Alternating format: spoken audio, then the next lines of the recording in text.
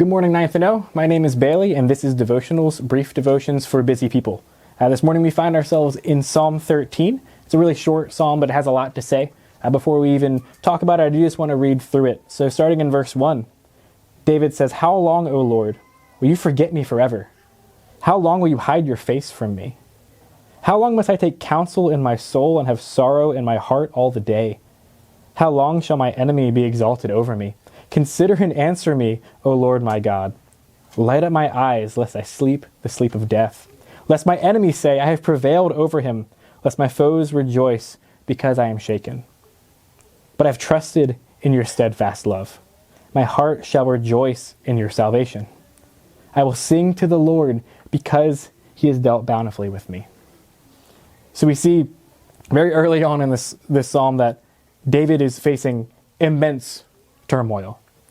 The first 4 verses outline that his enemies are pressing in around him, that he fears that his life may be taken. To see the gravity of what David is feeling, notice his words in verse 1, "How long will you hide your face from me?" This idea of God's face reminds us of Numbers 6, verse 25, in the Aaronic blessing when Aaron says, "May the Lord's face shine upon you." So effectively what David is saying is, how long will you remove your blessing from me? How long will you remove your hand of protection from me? How long will you leave me alone? David is fearful given his circumstances. But notice in verse 5, David says, "But I have trusted in your steadfast love, and my heart shall rejoice in your salvation." And we have to just stop and ask, what salvation, David? Nothing has happened between verse 4 and 5. You are still in the same circumstance that you found yourself in before. Your enemies are still pressed in around you. You are still fearing for your life. So what salvation are you rejoicing in?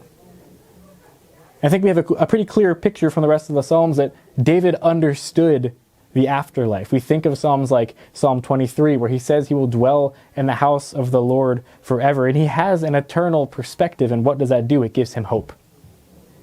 He knows that regardless of what might happen to him in this moment, he will dwell in the house of the Lord forever because the Lord holds his soul. And so he can trust in the steadfast love of the Lord. He can trust that the Lord will deliver him from this circumstance. But even if he does not, he will spend eternity with his God. See, hope is not found in the changing of our circumstances, but it's found in the one who holds them.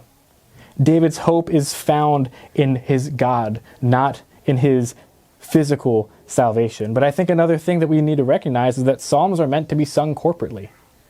This is not just me versus the world mentality of me and God are going to do this and I'm going to hope despite my circumstances because I can will myself to do so. No, we sing this to one another.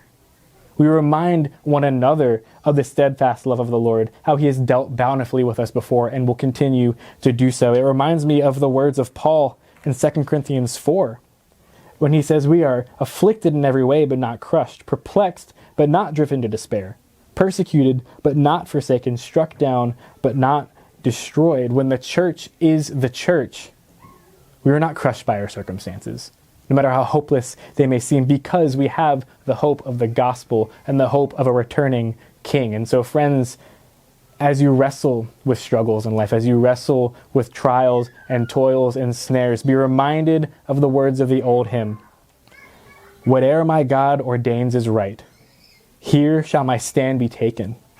Though sorrow, need, or death be mine, yet I am not forsaken. My Father's care is round me there. He holds me that I shall not fall. And so to him, I leave it all. And so to him, I leave it all." Thanks for tuning in.